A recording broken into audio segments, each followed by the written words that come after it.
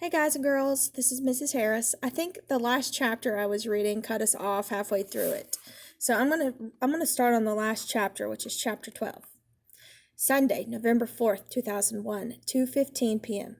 The air was crisp and chilly. Lucas stood at the edge of the field. The sounds of football filled the air. The cheers of the crowd, the trill of the ref's whistle, the laugh of little kids playing tag in front of the snack bar. Mom and Dad were up in the bleachers. They waved at him. He waved back. A player ran off the field for a drink of water. "Hey, Lucas," he said. It was James, one of Mark's twins. Lucas had finally learned to tell them apart. "Hey, buddy," Lucas said. "Great game." The little boy smiled up through his face mask. Lucas held out his hand to high five, and the kid gave it a good whack. James ran back out on the field. Lucas turned, hoping James didn't see the tears in his eyes. He just needed a few seconds to pull himself together. He was getting better at it, and besides, he'd known this would be a tough day. This was the first game since Mark's funeral. The stands were filled with Ladder 177 guys and their families, all cheering for Mark's boys. Lucas was helping out the new coach. Some guys kept calling Lucas from the stands. Half the Jaguars had come too. Lucas wasn't on the team anymore, though. But he hadn't lost football, or the guys. He took a deep breath. Yes, this would be a tough day, but a good one. Dad had told Lucas it would get easier as time passed. He didn't mean easy. It meant that there would be minutes like these when he wasn't buried by sadness, and he wasn't stuck in the terror of that day in September, when he didn't think about all the planes or the thousands of people who died in the towers, or the faces of the men who planned the attacks. The worst memories from after he and Dad had escaped the dust when they finally made it to the firehouse. Each hour had brought new horror. The second tower collapsing, news that a plane had crashed into the Pentagon outside D.C., and then another plane had been heading for the Capitol or the White House, but had crashed in Pennsylvania. There was a moment when they found out about Mark, then Georgie, then Chief.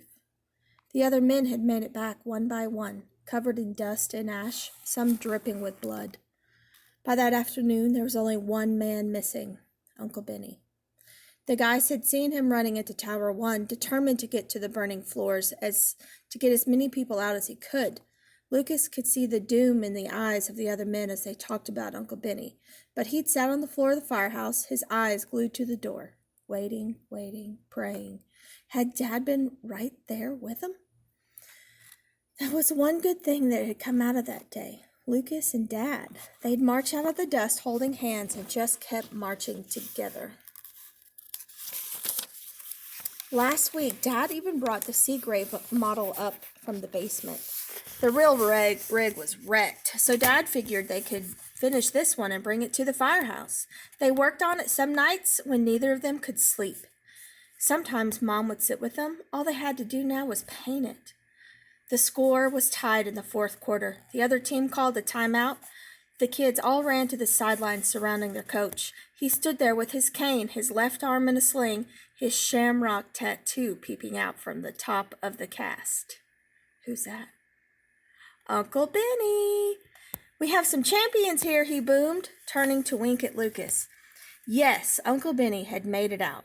He'd come down the stairs of the North Tower a minute before it collapsed, carrying a wounded man on his back. He got himself and the man under an engine truck and saved both of their lives. He was in bad shape when he crawled out. A shattered ankle, busted arm, collapsed lung. He was rushed to the hospital. Word didn't reach the firehouse until early in the evening. That is one memory that Lucas kept in his heart, the moment he heard that Uncle Benny was safe. Lucas walked over as the kids ran back onto the field. Uncle Benny had dropped his cane, so he leaned on Lucas as they stood and watched the kids play. Their quarterback took the ball and then hurled it. It was a terrible pass, impossible to catch, but James took off after it.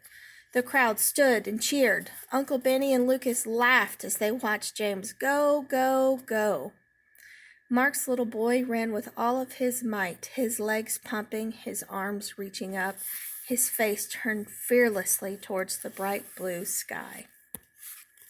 And that's the end. I love stories that end with a positive note.